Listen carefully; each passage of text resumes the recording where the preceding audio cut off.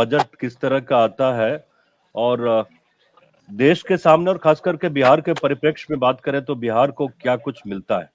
तो आज का बहुत महत्वपूर्ण दिन था। हम स्वागत करते हैं बिहार झारखंड के जो तमाम दर्शक है, यूजर्स हैं, अगर डिजिटल की भाषा में कहें, फेसबुक पे, यूट्यूब पे और ट्विटर पे, सबका बहुत बहुत हम स्वागत करते हैं। और जो लोग हमारे साथ जुड़े हैं उनका थोड़ा परिचय भी कराते हैं। मनोज जी को आप जानते ही हैं, सीनियर एडिटर न्यूज 18 बिहार नमस्कार। झारखंड। आनंद जी हैं, आनंद अमृतराज, उनको कौन नहीं जानता, बिहार में सभी लोग देखते हैं, पहचानते हैं। सत्यजीत जी है, मखाना इंडस्ट्री से जुड़े हुए हैं और एक तरह से कह सकते हैं कि मखाना के एम्बेसडर है, ये राजदूत है बिहार के, और प्रमोट करते हैं मखाना को तब से जब से ये राष्ट्रीय मानचित्र पर नहीं आया था, नेशनल मैप पे नहीं आया था। तो मुझे लगता है कि 10-15 साल से तो ये जुड़े हुए हैं। इनके पास अपनी फैक्ट्री है, निर्यात भी करते हैं, अच्छा खासा टैक्स भी देते हैं गवर्नमेंट ऑफ इंडिया को। तो आज का दिन काफी खास था। सत्यजीत जी, आप ही से हम शुरू करना चाहते हैं, आपको स्वागत करते हैं, डिस्कशन में आपको लाना चाहते हैं कि ये मखाना उद्योग के लिए कितना बड़ा ये गेम चेंजर साबित होने वाला है। देखिए ब्रज जी, हम लोग पिछले 10 साल से इसके लिए मांग कर रहे थे। खासकर मैं 2-3 बार जाके फाइनेंस मिनिस्ट्री और एपेडा जो कि एक्सपोर्ट करती है उस बॉडी से भी मिला था मैं। और हमारी मांग रही है कि जैसे टी बोर्ड है, कॉफी बोर्ड है या काजू के लिए बोर्ड बनाया गया है, उसी तरह मखाना के ओवरऑल डेवलपमेंट के लिए मखाना बोर्ड का भी निर्माण होना चाहिए था। मैंने ये रिक्वेस्ट राज्य सरकार को भी किया लगातार और भारत सरकार को भी किया। और ये बहुत खुशी की बात है कि बजट के द्वारा ये आज घोषणा की गई है मखाना बोर्ड को बनाने के लिए। जैसा आप जानते हैं कि मखाना दुनिया का लगभग 95% मखाना बिहार के 8 जिलों से होता है। और इसका प्रोडक्शन जब हम लोग आज से 22 साल पहले प्रोजेक्ट को शुरू किए थे तो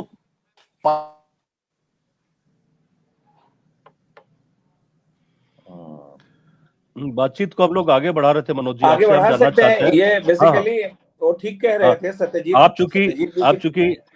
चूंकि उस एरिया से आते हैं, आप समझते हैं। तो मनोज सर से आग्रह है सर कि जो मैथिल में ही बोल के सर इसकी शुरुआत हाँ, करिए। मखाना की जो महिमा है उसको बताइए, क्योंकि आज मिथिला के लिए बड़ा दिन है। मिथिला के लिए बिल्कुल। देखिए ब्रज जी, इसमें कोई शक नहीं है। आज के पूरे बजट भाषण को अगर आप सुने, और हम लोगों ने सब सुना, और उसको अगर आप देखें तो करीब 1 घंटा 17 मिनट जो है वो निर्मला सीतारमण वित्त मंत्री ने जो है भाषण स्पीच दिया, और उसमें करीब 2.5 मिनट तक जो है वो बिहार की बात करती रही।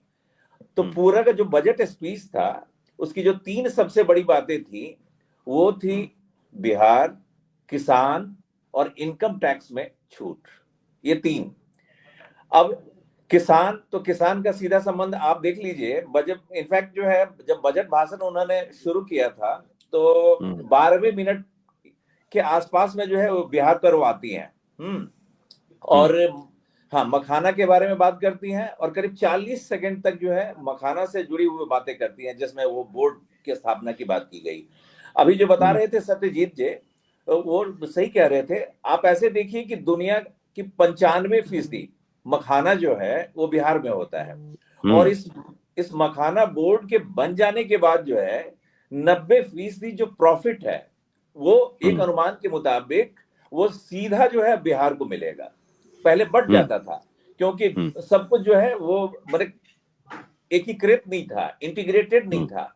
योजनाएं कई चल रही थी, मखाना विकास से संबंधित योजनाएं चल रही थी, एक एमएसएमई की योजना चल रही थी, ये सारी योजनाएं अलग अलग चल रही थी।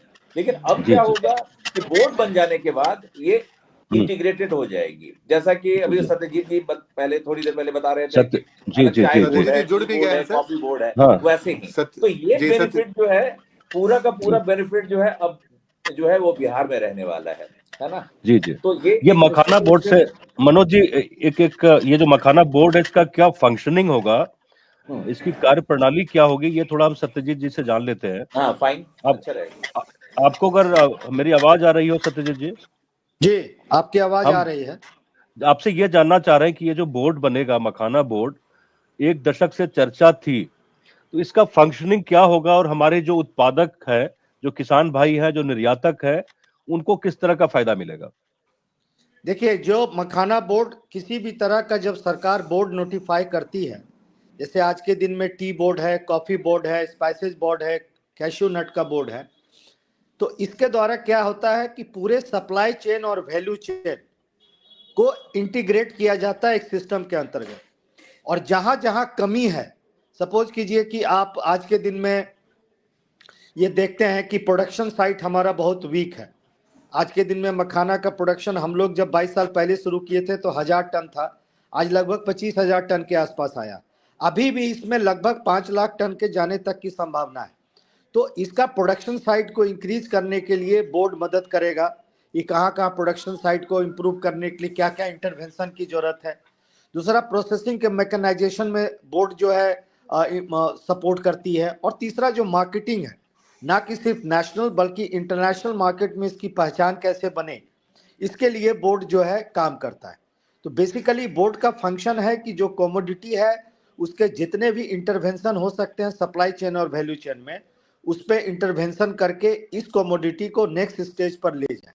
जैसे कि उन्होंने कॉफी बोर्ड या टी बोर्ड के साथ किया है, उसी तरह का इसमें भी प्रावधान होगा। हमें इंतजार करना होगा कि जो मखाना बोर्ड का लॉज और बायलॉज आता है इस बोर्ड को बनाने के लिए, जो एमओए बनते हैं, उस एमओए में इसके किस किस फंक्शनिंग का जिक्र होता है, कौन कौन सा चीज़ का मैंडेट दिया जाता है, उसके आधार पर ही इसके बारे में आगे तय हो पाएगा कि इस मखाना बोर्ड को क्या क्या मैंडेट दिया जा रहा है। बिल्कुल सत्यजीत सर, मनोज सर भी जुड़े हुए हैं।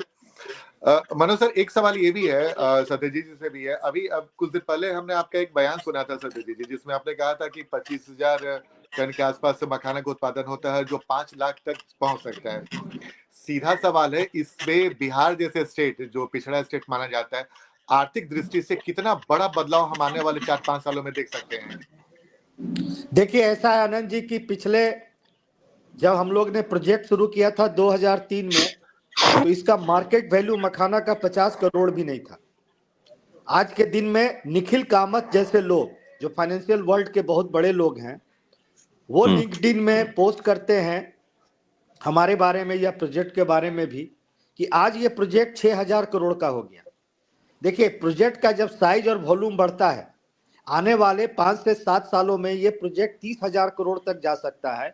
और ये 30 करोड़ रुपया जो है बिहार के इकोनॉमी में हर एक साल आवेगा, ये बाहर नहीं जाएगा। क्योंकि आपके यहाँ प्रोडक्शन होता है तो सबसे पहले इसकी जो कीमत है वो यहीं अदा की जाएगी।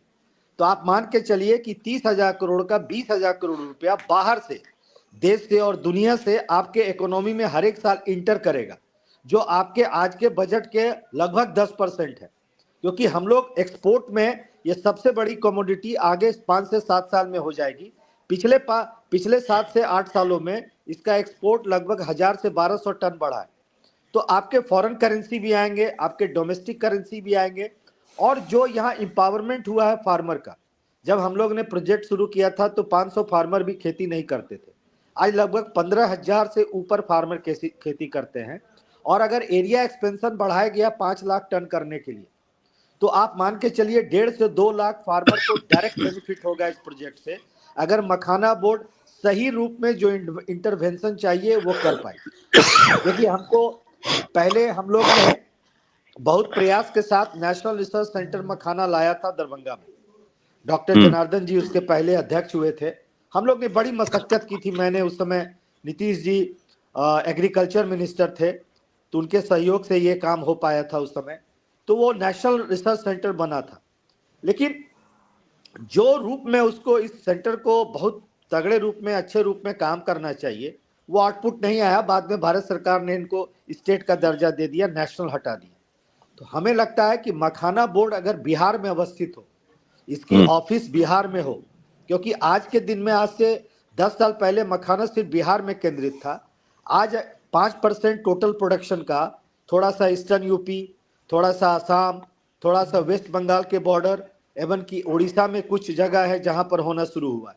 तो धीरे धीरे इसका प्रोडक्शन एरिया भी बढ़ रहा है। और हमारे पास जो रिकॉर्ड्स है और जो इसके एरिया एक्सपेंशन के साथ पॉसिबिलिटी है, ये बिहार में लगभग 4 लाख हेक्टेयर में इसकी खेती हो सकती है नॉर्थ इंडिया में। बहुत बढ़िया। जो आपके जल, जहां आपको वाटर जो लॉगिंग एरिया है जो सालों भर पड़ा रहता है, वो इसके लिए बहुत ही फिट खेती के लिए है। हम लोग ने 10 साल पहले सरकार से अनुरोध भी किया था कि ये आप फार्मर को लीज पर दीजिए ताकि वो बने। क्योंकि आज मखाना की डिमांड में कमी नहीं है, आपको मैं एक छोटा सा फिगर बताता हूँ। अभी हाल में मैं एपेडा के मीटिंग में गया था। मैंने वहाँ कहा कि भाई मखाना को भारत का कैलिफोर्निया आलमंड बनाना चाहिए। तो उसके लिए क्या है ना कि आपको प्रोडक्शन बेस बनाना होगा, प्रोडक्शन को इम्प्रूव करना होगा। मार्केट और डिमांड आज के दिन में कोई प्रॉब्लम नहीं है। आज किसी दुनिया के किसी देश में चल जाइए, भारत के किसी कोना में चल जाइए, लोग मखाना के बारे में जानने लगे हैं, बात करने लगे हैं। इसलिए डिमांड और मार्केट प्रॉब्लम नहीं है, प्रॉब्लम प्रोडक्शन है, जिस पर काम होना जरूरी है। सत्यजीत जी एक सवाल पूछ रहे थे। हम पिछले दिनों वंदे भारत से यात्रा कर रहे थे, रांची से पटना आ रहे थे, और जहाज पे भी जब जाते हैं तो जो मखाना मिलता है उसका जो प्रोडक्शन होता है वो तो दरभंगा या मधुबनी या मुजफ्फरपुर कहीं होता है, या पटना भी होता है, लेकिन मार्केटिंग जो उसकी होती है सारी हम देख रहे हैं, जो प्रमोशन होता है वो किसी और स्टेट से होता है। मान लेते हैं कि वो पानीपत से हो रहा है, दिल्ली से हो रहा है, कहीं दिल्ली के आउटर एरिया से हो रहा है। तो यहाँ के नाम से क्यों नहीं हो रहा है, बिहार के नाम से क्यों नहीं हो रहा है? कोई वहां की देखिए कंपनी इसमें कर रही है। नहीं, इसमें प्रॉब्लम क्या है आप समझिए। जैसे हम लोग भी प्राइवेट लेबलिंग करते हैं दिल्ली वगैरह की। प्रॉब्लम क्या है, मखाना एक बल्क आइटम है, ये स्पेस भी बहुत लेता है और इसकी लॉजिस्टिक कॉस्ट बहुत है। जब आप दिल्ली में पाउच में मखाना खाते हैं 20 ग्राम या 25 ग्राम, जिसमें नाइट्रोजन भरा रहता है, आप उसको ऐसे समझिए कि रॉ मखाना भेज के दिल्ली और मुंबई में पैक कराना, दूसरे कंपनी के द्वारा पैक करना।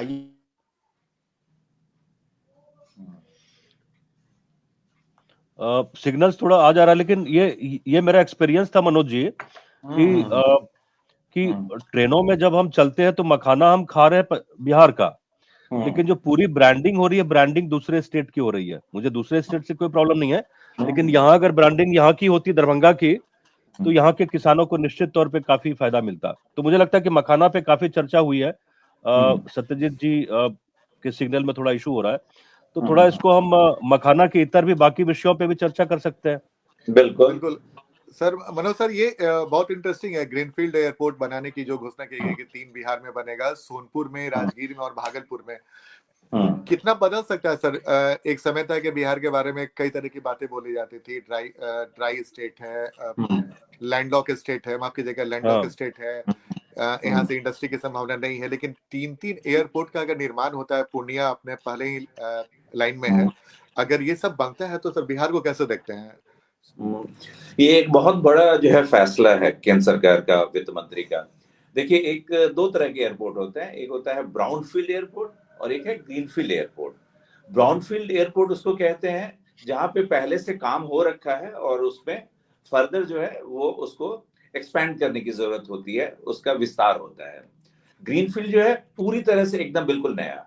तो उसमें जो जिन 3 जगहों का आपने जिक्र किया है, वहां पे जब पूरी तरह से एक नया एयरपोर्ट शुरू किया जाएगा, उन 3 जगहों पे अलग अलग 3 नए एयरपोर्ट बनेंगे, तो आप उसी से अंदाजा लगाइए कि सबसे पहले तो क्या होगा, कंस्ट्रक्शन होता है, सिविल कंस्ट्रक्शन होता है, ठीक है। उसके आसपास के इलाके का फिर जो है वो जो है वहां इकोनॉमिक एक्टिविटी शुरू हो जाती है। जब कंस्ट्रक्शन शुरू हो रहा होगा उसी समय बहुत सारी दुकानें खुल जाएंगी, आसपास की जमीन जो है उसकी कीमत बढ़ जाएगी, वहां पे यहाँ बिजनेस आना बेटा का ही शुरू हो देख जाएगा लेते हैं पहले ना से। मनोज जी, यहाँ बेटा का ही हम लोग देख लेते हैं कि बेटा की क्या स्थिति है। मुझे लगता है बेटा के आसपास की सारी जो जमीनें हैं वो बिक चुकी हैं। बिक चुके अभी हैं। तो जो निर्माण कार्य है, निर्माण कार्य बिल्कुल रफ्तार पकड़ा हुआ है। पूरा जो पूरा हाईवे है, आप देख रहे हैं, लगातार काम वहां चल रहा है। तो बिल्कुल बदलाव तो निश्चित तौर पे होगा, और मुझे लगता है कि एक बहुत बड़ा गेम चेंजर इस लिहाज से होना चाहिए कि हमारा जो एग्रीकल्चर प्रोड्यूस है उसको लिंकेजेस नहीं मिल रहा था। बिल्कुल। तो बहुत बड़ा बिल्कुल एरिया ठीक है यार। बात, बिल्कुल ठीक बात। तो जी आप ये सोचिए कि फिर जो लोग बाहर में रह रहे हैं, आने जाने में परेशानी होती है, ट्रेन समय पे नहीं मिलता है, जो ट्रेन आती है वो भरी रहती है, टिकट कभी आपको कंफर्म नहीं मिलेगा। तो एयरपोर्ट के आने से आप जो है क्या होगा, पैसे मतलब जो एक्टिविटीज है, आसपास का जो पर्यटन है, जो लोग बाहर बिहार के रह रहे हैं, जिनको हम लोग कहते हैं ये क्या कहते अप्रवासी हैं, बिहारी, अप्रवासी बिहारी। हाँ, तो इन सब इनके आने जाने में जो परेशानी होती है, फ्रीक्वेंसी इनकी बहुत कम है, वो बढ़ जाएगी। तो आप हर तरह से देखेंगे कि जो है वो फायदे ही फायदे होगा। दरभंगा एयरपोर्ट को देखिए ना, दरभंगा एयरपोर्ट के बनने के बाद जो है कितना फायदा हुआ है, दरभंगा के आसपास का जो पूरा एंटायर एरिया है वो कितना तेजी से जो है बदल रहा है, और पास में एम्स के आ जाने के बाद तो और भी चीजें बदल गई हैं। इनफैक्ट दरभंगा जो एयरपोर्ट है वहां से कुछ ही किलोमीटर, 6-7-8 अभी किलोमीटर थोड़ा के सा ना, आसपास। थोड़ा सा मनोज जी आनंद से भी जान लेते हैं कि ये भी बेतिया और ये सब चंपारण वाले एरिया से घूम के अभी आए हैं सीएम के साथ में। राइट। कितनी पॉसिबिलिटी दिखती है आनंद, वो जो एरिया, मैं तो पूरा ग्रीन फील्ड नाम है, लेकिन वो एरिया जब मैं जाता हूँ तो मुझे लगता है कि ये तो गजब का है, हरियाली तो गजब की है वहाँ, गजब की खेती होती है वहाँ। देखिए किस तरह का सर, परिवर्तन संभावित है? देखिए सर, एक बहुत इंटरेस्टिंग है ना कि दक्षिण बिहार और उत्तर बिहार को देखें आप सीधा सीधा, तो दक्षिण बिहार के बारे में बोला जाता है कि ये सूखे से प्रभावित जिला है, दक्षिण बिहार को बोला जाता है। और उत्तर बिहार को जो कि नेपाल से नदियां आती हैं, तो इसलिए बोला जाता है कि साल में हर बार बाढ़ से ही परेशान रहता है।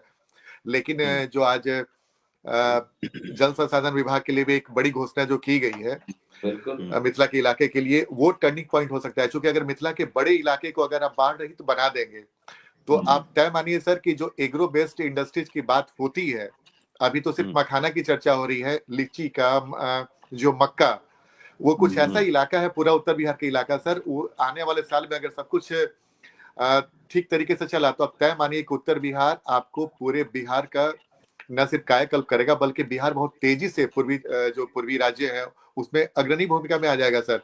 और उसके लिए ये जो बजट है, पता नहीं, मुझे ऐसा लगता है कि ये बजट, हम लोगों ने कई बजट देखा है, लेकिन पहली बार बिहार सेंट्रिक बजट को आप इस तरीके से समझ सकते हैं कि जो सबसे ज्यादा संभावना जिस चीज की रहती है, खासकर एग्रो बेस्ड इंडस्ट्रीज की सर, उसको ध्यान में रख के फैसला किया गया। और बहुत इंटरेस्टिंग है, 3 एयरपोर्ट आपका उत्तर बिहार की तरफ जा रहे हैं और 3 दक्षिण बिहार की तरफ, राजगीर, भागलपुर और पटना, इसको आप दक्षिण बिहार की तरफ माने सर। और उत्तर बिहार में पूर्णिया है, दरभंगा है और सोनपुर में बन रहा है। यानी कि बहुत बैलेंस तरीके से कोई भी फैसला बिहार को देकर लिया गया है। और आनंद ये मत भूलिए, सिर्फ 6 महीने पहले जो बजट आया था उसमें 59,000 करोड़ जो है उसका प्रावधान जो है बिहार के लिए किया गया था। तो यहाँ तो इसमें हैरानी की बात नहीं है। तब भी जब बजट पेश कर रही थी निर्मला सीतारमण, तो फिर काफी शोर शराबा लोगों ने किया था कि अरे सब कुछ जो है आपने तो आंध्रा और बिहार को ही दे दिया। आज भी जो है जैसा कि आपको पता होगा, ये कांग्रेस के एक बड़े नेता हैं जयराम रमेश, उन्होंने आपत्ति जताई। मैंने उनको इनफैक्ट, हम तो आपस में जब एडिटोरियल मीटिंग में अभी बात कर रहे थे तो हमने कहा कि कौन सा शब्द उपयुक्त होगा, तो फिर तय हुआ कि कांग्रेस को जर्नी हो रही है, मैंने कांग्रेस को जलन हो रहा है। बिहार में बोलता है कि जलन, बिहार में बोलता है। अच्छा, लेकिन सर अभी जिसकी चर्चा आप कर रहे हैं सर, अभी दिल्ली के नेताओं, जो कांग्रेस नेताओं का बयान अभी हम लोग सुन रहे थे, और अमृत सर ने पूरा कोट जो नेता ने जो बात बोली वो कोट करके उन्होंने, देखिए हम सुनाएंगे मनोज जी, लेकिन इंटरेस्टिंग है हम सर सुनाएंगे कि बिहार के जो नेता हैं, बिहार कांग्रेस के नेता, वो कह रहे हैं कि बिहार को कुछ नहीं मिला, तेजस्वी यादव कह रहे हैं बिहार को कुछ नहीं मिला, दिल्ली के नेता कह रहे हैं कि सब कुछ बिहार को ही मिला। वो तमाम बातें हैं सर, लेकिन हम आपसे जीतन राम मांझी, ऐसा है कि देखिए विपक्ष की जब आप बात करेंगे, एक्सपर्ट के तौर पे सर, तेजस्वी यादव ठीक कह रहे हैं। तेजस्वी यादव क्यों नहीं ठीक कहेंगे भाई, वो विपक्ष के नेता हैं। कुछ महीने के बाद चुनाव है, मनोज जी, विपक्ष का नेता बोलेगा कि वाह क्या बजट है, क्या कमाल, वही उनको वो चुनाव में जाना है कि नहीं जाना है, वो संभव नहीं है। जीतन राम मांझी क्या बोले हैं, तेजस्वी यादव ठीक बोल रहे हैं। मैं जीतन राम मांझी क्या बोले, वो थोड़ा रोचक बोलते हैं, इसलिए हम उनकी चर्चा कर रहे हैं। अच्छा, हाँ। अब उन्होंने जो ट्वीट किया है ना, उसके बारे में थोड़ा सा, आज बजट के बाद से बिहार विरोधियों के आंसू रुकने का नाम नहीं ले रहे होंगे। वैसे बिहार विरोधियों को मेरी सलाह है कि आंसू पोंछने के लिए खादी के गमछे का उपयोग कीजिएगा, इससे आंसू भी जल्द सूख जाएंगे और जो खादी उद्योग से जुड़े लोग हैं उनको रोजगार भी मिलेगा। देखिए, अगर जीतन राम मांझी जो है, बिल्कुल इसलिए कह सकते हैं कि उनका जो मंत्रालय है वो एमएसएमई है, बहुत बड़ा मंत्रालय है, एमएसएमई है। हाँ, बिल्कुल जोड़ के उन्होंने बोला, ज्यादा नौकरी देने वाला मंत्रालय है। और एमएसएमई से रिलेटेड जो बहुत सारी योजनाओं का ऐलान हुआ है। अब बिहार विरोधी, उसको ठीक है, उनका भाव हो सकता है कि वो विरोधी वाला नहीं रहा होगा, विरोधी नेता वाला रहा होगा, लेकिन कौन बोल सकता है बताइए। हाँ, जो तेजस्वी यादव चुनाव में हमारे नेता है, मुझे तो कांग्रेस के ऊपर, मुझे आप दोनों से सवाल है, कांग्रेस के जो बयान है ना, उसको देख के मुझे हैरानी हुई। मनीष तिवारी बड़े नेता रहे, कांग्रेस के नेशनल प्रवक्ता रहे, वो ये कह रहे हैं कि ये जो बजट है, ये देश का बजट है कि बिहार का बजट है? क्या कांग्रेस पार्टी बिहार का चुनाव नहीं लड़ने जा रही है क्या? देखिए, उनको भी तो लड़ना है ना भाई, कैसे बोल रहे हैं वो? बिल्कुल सही बात कह रहे हैं। अब सोचिए कि मनीष तिवारी पंजाब से आते हैं, है ना? हाँ। क्या वो चाहते हैं, पंजाब ग्रीन रिवॉल्यूशन जो हुआ था, जो हरित क्रांति हुई थी, उसका सबसे बड़ा केंद्र था पंजाब, और बिहार के लोग जाके वहां मजदूर बन गए, मजदूर बन के जाते रहे पंजाब और हरियाणा में। मनीष तिवारी 30-40 साल की ग्रीन रिवॉल्यूशन के बाद भी क्या चाहते हैं कि बिहार में जो है हरित क्रांति ना हो, सब बिहार के लोग वहीं जाके मजदूरी करते रहें। ये तो ठीक बात नहीं है। वैसे ऐसा मैं साउंड कर रहा हूं जैसे लग रहा है कि मैं कोई विपक्षी पार्टी का हूं, लेकिन नहीं, बिल्कुल मैं लेकिन फैक्चुअली ये बात सवाल कर तो रहा हूं। उठता है ना, हम तो बहुत लॉजिकल से सवाल किया आनंद कि भाई कोई पार्टी अगर चुनाव लड़ रही है बिहार में, कांग्रेस पार्टी तो लड़ेगी चुनाव अच्छा खासे सीटों पे, 60-70 सीट पे कम से कम। तो ये बिहार के खिलाफ में आपके नेता बोले वहां, जयराम रमेश तो मीडिया के इंचार्ज ही हैं, वो बड़े नेता है भाई, विचारवान नेता है, सूझवान नेता है। मनीष तिवारी भी बड़े नेता रहे, बुद्धिजीवी हैं, वो बहुत बड़े बुद्धिजीवी हैं। तो एक तरह से बिहार के खिलाफ में बयान जाता है, बिहार की जनता के बीच में क्या मैसेज जाएगा इससे, ये समझना बहुत जरूरी है। नहीं, बहुत इंटरेस्टिंग है सर। 3 बात है जो बहुत इंपॉर्टेंट है और तीनों सेट करेगा, आने वाले चुनाव के समय ट्रेंड सेट करेगा सर। सबसे यहाँ पे रोजगार का मुद्दा था सर। नीतीश कुमार की सरकार अब इतना रोजगार मुहैया करा रही, इतने रोजगार की घोषणा कर रही कि शायद ये मुद्दा धीरे धीरे हाथी पे चला जाएगा। दूसरा इंपॉर्टेंट था सर जाति की राजनीति, लेकिन बहुत इंटरेस्टिंग। लीजिए आनंद साहब का लाइन कट गया भाई। हाँ, ये बिजली थोड़ा, लेकिन जाति की बात करते ही लाइन चली गई, तो अच्छा हो अगर जब भी कभी कोई जाति की बात हो तो मतलब जाति, देखिए हम चाह रहे थे कि आनंद आज जाति पे बात ना करे, ठीक है मनोज जी।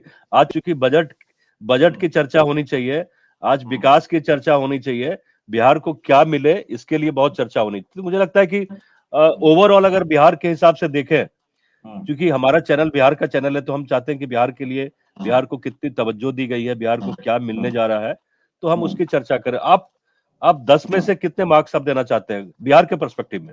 नहीं, बिहार के पर्सपेक्टिव में देखें तो मत पूछिए। और मैं तो एक मिडिल क्लास का जो है मतलब एक रिप्रेजेंटेटिव भी कह सकते हैं। और पहली बार मुझे तो 10-11 साल में मैं तो कहीं ट्वीट भी कर दिया था कि भाई मुझे तो लग रहा है कि वैसे कोई मतलब दूसरे संदर्भ था, कोई पाप तो सरकार ने नहीं किया है, लेकिन मुझे लग रहा है कि जो पाप रहा होगा वो सब जो है सरकार का वो पार्लियामेंट में आज धुल गया। मिडिल क्लास का जो टैक्स जो है ना उसमें जो बिल्कुल आनंद लोग, हाँ सर बहुत इंटरेस्टिंग बोल रहे थे। तो मैं मार्क्स इसलिए भी दूंगा कि व्यक्तिगत रूप से देखें तो अभी हमें भी राहत मिली है। आनंद लोग चाह रहे हैं, देखो किसान की देखो इंटरनेट भी चाह रहा है ना आनंद, नहीं सर इंटरनेट हम खत्म कर रहे हैं सर, लेकिन लास्ट में बहुत इंटरेस्टिंग है, शायद मेरी बात से आप लोग भी सहमत होंगे। रोजगार का मुद्दा था सर, वो धीरे धीरे खत्म होता दिख रहा है सर। दूसरा था जाति की राजनीति। राहुल गांधी आकर जो एक बयान देकर गए कि जातिगत गणना फेक, हम इसको नहीं मानते हैं, ये एक बड़ा इशू था जिसमें आरजेडी के तेजस्वी यादव का कुछ मत था, राहुल गांधी कुछ बोलते हैं, तो कल की तारीख में आप बहुत ऑफेंसिव इस मुद्दे को लेकर नहीं हो सकते हैं। तीसरी बड़ी बात थी विकास की, तो एनडीए की पूरी कोशिश रहेगी कि बजट के बहाने बिहार में चुनाव विकास के मुद्दे पे ही हो, रोजगार के मुद्दे पे ही हो। शायद आने वाले समय में एनडीए की पूरी रणनीति देखिएगा आप इसी के इर्द गिर्द घूमता नजर आएगा। और सबसे इंटरेस्टिंग बात है बिहार में सर जो विकास की बात होती है कि यहाँ पे लैंडलॉक स्टेट है। कुछ दिन पहले बेटा में ड्राई पोर्ट बना था। बिहार जैसे स्टेट के लिए वो टर्निंग पॉइंट साबित हो सकता है जब आपको एग्रो बेस्ड इंडस्ट्रीज को बढ़ावा देना होगा। तो शायद हमको लगता है कि आप जो बोल रहे थे, मुझे आनंद कांग्रेस के एक लीडर ने बताया कि बेटा के साइड में जिस तरह से निर्माण हो रहा है ना, स्टोरेज कैपेसिटी ये सब बन रही है, तो किसी ने कहा कि कोट नहीं करेंगे कि लगता ही नहीं कि वो बिहार है। इस तरह का स्टोरेज बन रहा है सारा, इस तरह का डेवलपमेंट हो रहा है कि लगता नहीं कि वो पुराना बिहार है। हाँ, आप एग्रो बेस्ड जो है वो टेक्नोलॉजी की बात कर रहे थे, डेवलपमेंट की बात कर रहे थे, तो आप आज ही तो ऐलान हुआ है ना नेशनल इंस्टीट्यूट ऑफ जो फूड टेक्नोलॉजी है उसकी स्थापना। वो बहुत बड़ी चीज होगी। उसे बिहार ही नहीं बल्कि आसपास में आप झारखंड, उड़ीसा और पश्चिम बंगाल को भी ले लें, शामिल कर लें। तो आपका जो एग्रो बेस्ड जो है फूड प्रोसेसिंग, ये सब सारी चीजें जो है वो इस तरह के यूनिट जो है उसको एस्टैब्लिश करने में मदद मिलेगी। तो ये मनोज सर शायद आप कोसी सीमांचल के इलाके में गए कि नहीं गए मुझे नहीं मालूम, शायद आप समस्तीपुर गए होंगे, दरभंगा गए होंगे, लेकिन हम अब सर बहुत घूमे सर उधर। जो इलाका सर बाढ़ के लिए जाना जाता था, अब तय मानिए सर कि वही बाढ़ शायद वरदान में बदल जाए। ये जो घोषणाएं हुई हैं और खासकर जो मिथिला के इलाकों को बाढ़ से बचाने की जो बड़ी राशि दी जा रही है, अगर वो धरती पे उतर जाता, और इस बार भी बहुत कुछ सर हमको लगता है कि बाढ़ से निजात मिली है। देखिए उत्तर बिहार ये इसलिए क्योंकि संजय झा जल संसाधन मंत्री रहे बिहार के पिछले केंद्र में जाने से पहले, और काफी क्लोजली वर्क किया। हम लोग भी जब बाढ़ वाला सारा कुछ कवर कर रहे थे आनंद, और नेपाल से लेके तराई से लेके हम लोग यहाँ तक आए, कोसी का और तमाम क्षेत्र हमने देखा, तो काफी वो शिद्दत के साथ लगे हुए हैं इस एरिया को आगे बढ़ाने में। और मुझे लगता है कि बिहार से वो अकेले इस तरह के व्यक्ति हैं जो अपने एरिया के लिए कुछ न कुछ कर रहे हैं, कुछ न कुछ लाने की कोशिश कर रहे हैं और इसमें सफल भी हो रहा है। बिल्कुल। एक हल्की फुल्की बात सर, अब तो समय भी हो रहा है। मनोज सर, एक प्रेजेंस होता है ना कि जैसे वर्ल्ड कप का फाइनल होना है और कोहली और उनके साथ कोई और ओपनिंग करने के लिए आते हैं, केएल राहुल आते हैं, तो थोड़ा एक्साइटमेंट होता है कि कोहली। आज जैसे ही बजट पेश करने के ठीक पहले जब स्क्रीन पर पहली बार निर्मला सीतारमन दिखी और जो उनकी साड़ी दिखी, उसी समय आपको नहीं लग रहा था अंदाज कि बिहार के लिए इस बार कुछ विशेष होने जा रहा है? मनोज सर, बिल्कुल शुरुआती हो गई थी एकदम। ओपनिंग जिसको बोलते हैं कि एकदम, जिसमें वो निकली है करीब ऑलमोस्ट सुबह 8:30 बजे के आसपास जो है पहली छवि उनकी सामने आई। और जो वो क्रीम कलर की साड़ी में जो है वो मधुबनी पेंटिंग की छाप साफ देखने में हम लोग को नजर आ गई वो छाप। और उसके साथ ही लोगों ने कनेक्ट कर लिया कि क्या है पूरा ये मामला और आज क्या होने जा रहा है। हाँ, मतलब ये समझिए बिल्कुल है ही, इतनी बड़ी मार्केटिंग हुई है मनोज जी। मैं मार्केटिंग के हिसाब से देख रहा हूँ। मैं मार्केटिंग के हिसाब से देख रहा हूँ। आप ये देखिए, नहीं साड़ी के मामले में वो उनकी एक सोच रही है, दैट इज वेरी इंटरेस्टिंग। ये 8वीं बजट जो उनकी है, 8वीं साड़ी थी। मतलब अलग अलग जो किस्म की साड़ियां जो पहनती रही हैं। तो कभी जो है एक संपोच करके कोई जगह है आपका तेलंगाना में, उसके बाद जो है वो कांजी में अलग अलग जगहों की साड़ी पहनती रही हैं वो।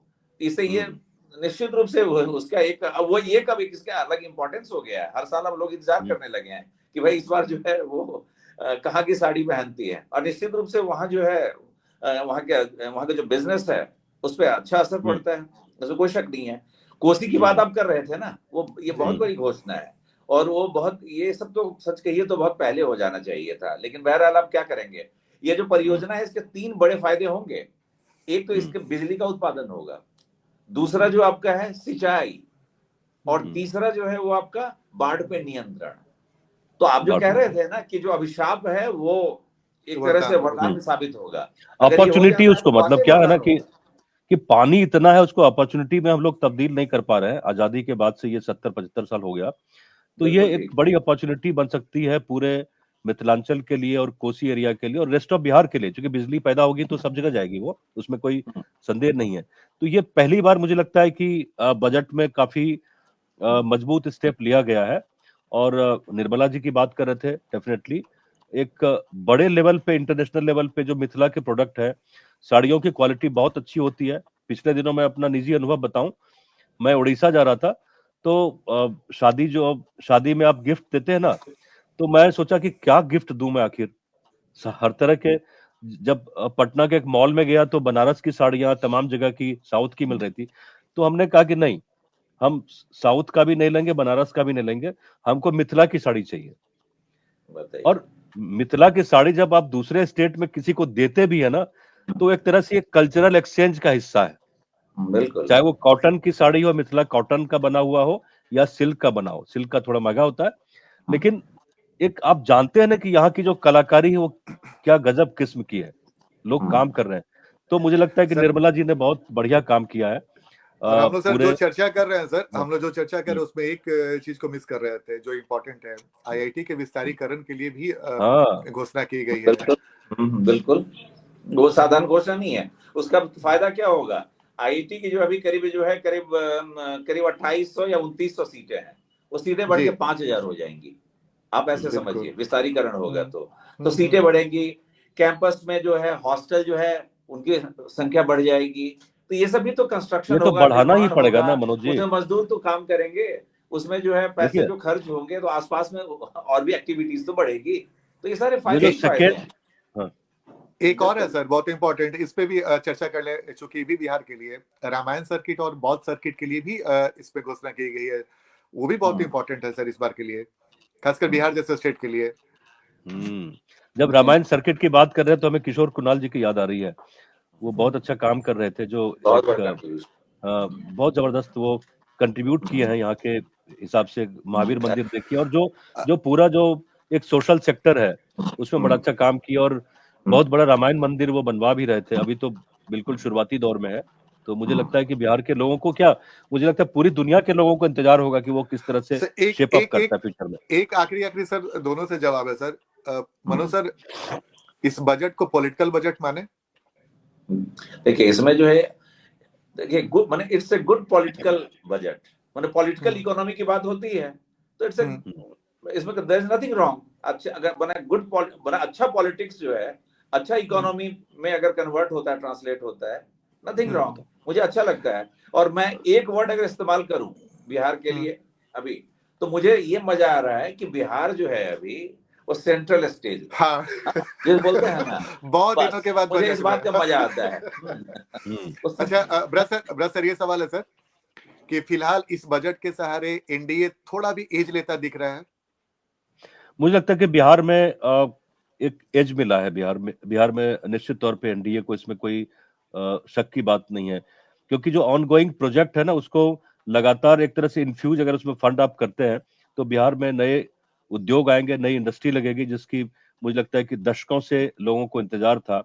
और दूसरी बात, जब जो बजट वाली हम लोग कर रहे थे, चूंकि हम लोग सभी नौकरी पेशा लोग हैं, सैलरी जीवी लोग हैं हम लोग, तो बहुत सालों से लोग कह रहे थे कि भाई मध्य वर्ग के लिए क्या।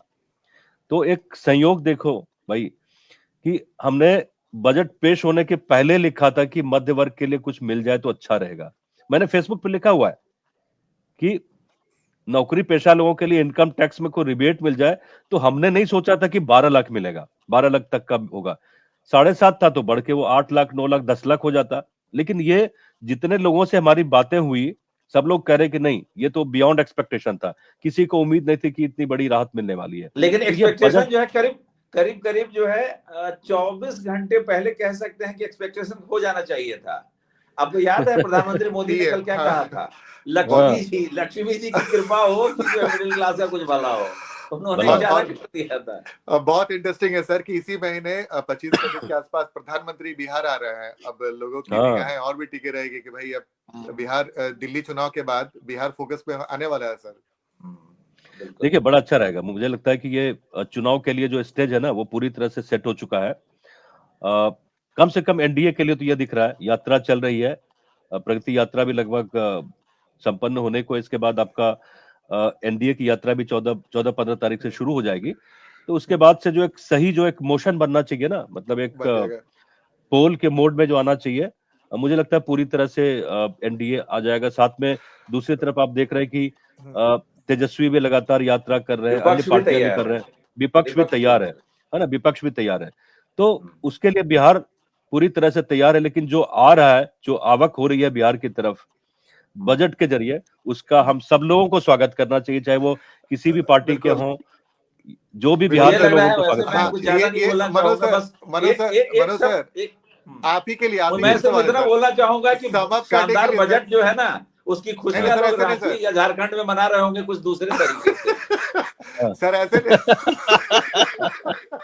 सर, ऐसे नहीं सर। आप चूंकि आप मिथिला से आते हैं सर, तो सम अप करना है तो मिथिला वासियों को जरा अपने अंदाज में धन्यवाद भी दे दीजिए और इस बजट के लिए धन्यवाद दीजिए। लेकिन मिथिला में ही सर, मैथिल में ही सर।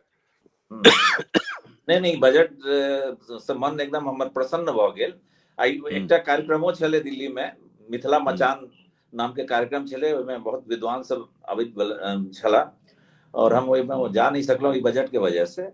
लेकिन अगर नहीं जा सकलहुं तो एहि बात के संतुष्टि अछि कि भाई मिथिलांचल के लेल एहि बजट में निर्मला सीतारमण जी बड़ पैघ घोषणा सब केलथि। और सबसे पैघ तो भैया बात की मधुबनी पेंटिंग के वाली वो साड़ी पहन के गेली और ओकर बाद तरह तरह का अनाउंसमेंट केली। मखान ओहि में तो सबसे बड़का अनाउंसमेंट छे, मखान बोर्ड। चलिए तो मुझे लगता है कि बिहार से जो ज्यादा फोकस रहा है वो मिथिला पे रहा है, और मिथिला की संस्कृति है, मिथिला का अपना कल्चर है, और मिथिला से हम सब प्रभावित है। मैं तो भागलपुर से हूँ, तो मुझे लगता है कि भागलपुर भी एक तरह से मिथिला का हिस्सा है, चाहे बोली, संस्कृति या खाना पीना है, मिथिला कोई लोग फॉलो करते हैं। तो ये बिहार के लिए मुझे लगता है कि एक अच्छा संकेत है, हम सबको इसका स्वागत करना चाहिए। पॉलिटिकल डिफरेंसेस अपनी जगह पे होंगे पॉलिटिकल पार्टीज के, but this is very good budget for Bihar.